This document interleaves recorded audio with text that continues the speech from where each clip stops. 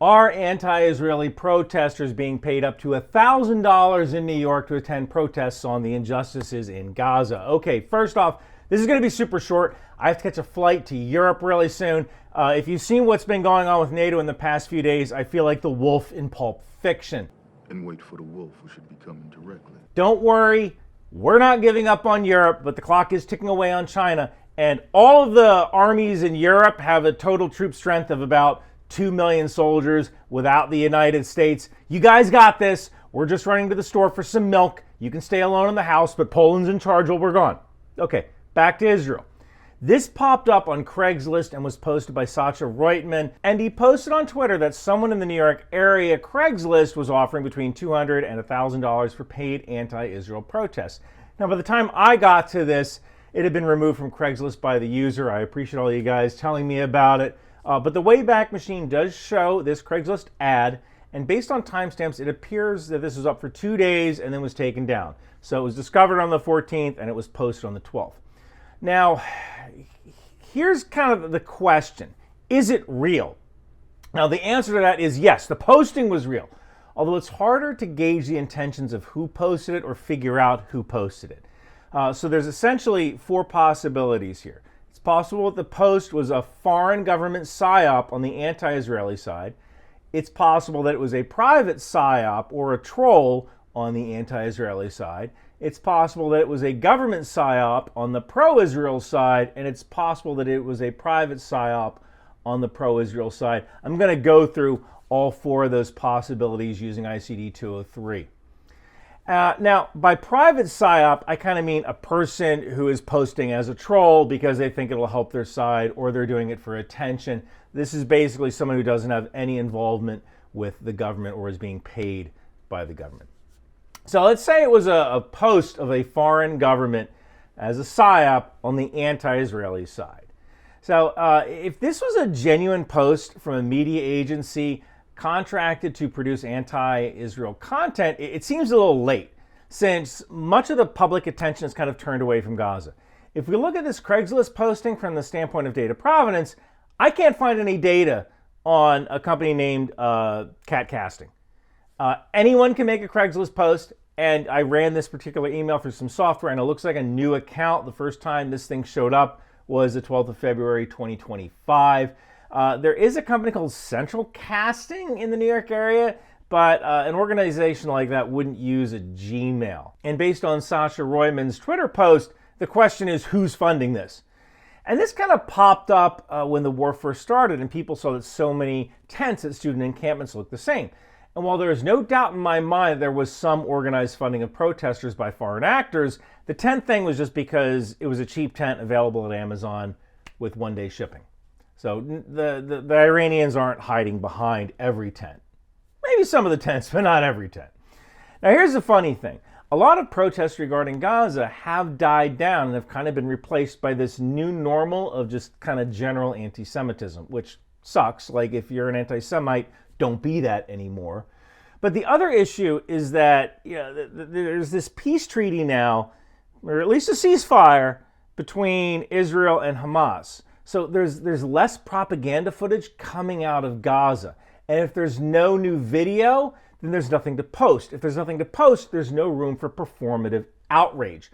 So I think that while I could see offering money is a realistic incentive, especially to, let's say, college kids who could use $1,000, I think any anti-Israel organization knows that they have to compete right now with all of the oxygen that's being sucked out of the air on a daily basis from the White House. And there's only so much eyeball bandwidth. I'm not sure if it's realistic that someone would fund a protest if it's not going to go anywhere.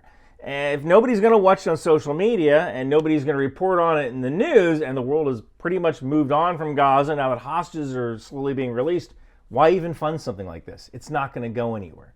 So using ICD 203, which is the gold standard in the intelligence community for estimating probability, I think the odds of this being a foreign government psyop is unlikely. So what are the odds of this just being a private organization or just some random dude who is posting to stir the anti-Israel pot and has no intentions of actually paying anybody? I believe that is very unlikely, mainly because who benefits? You're not actually going to have a protest, and nobody's going to see it anyway if you did. So let's explore the other side. Could this be a pro-Israel psyop on the government side? There have been some ham-fisted attempts at propaganda before from Israel. Like last year, there was a video of some Israeli soldiers delivering boxes that were labeled medical supplies in English while pointing that text directly at the camera, although some of these guys had them flipped over. I mean, you know, maybe there are medical supplies in those boxes, but that was a little on the nose, right? Like medical supplies. It reminds me of that signed baby milk plant from Saddam Hussein during the first Gulf War. But I don't really see Israel creating a psyop like this and stirring the pot, because right now the hostages are being released and nobody wants to screw that up. To continue the Pulp Fiction analogy, right now Jules and Pumpkin and Honey Bunny are all in a Mexican standoff in the diner. Cool. Correctamundo. And that's what we're going to be. We're going to be cool. Right? So this could go sideways really quick. Everyone needs to be cool. So using ICD-203, I think that it is unlikely that Israel engage in some government-level psyop. Now, finally, was this done by some general Israeli supporter who just wanted to see if he could be an online troll and get someone to repost his stuff? Well, this was done with a new email that has never popped up before, and it was spread by an influential leader in the Jewish community. So if the objective was to be an online troll and get someone to spread something that you invented, mission accomplished. I can't prove who did this, but when you look at who benefits, the person who benefits most is the online troll. So I would say that it is a roughly even chance that this was a product of some online troll who just wanted to see if he could get his inflammatory post reposted. Be careful of anything that makes you emotional when you read it, because it may be designed for you to spread and repost.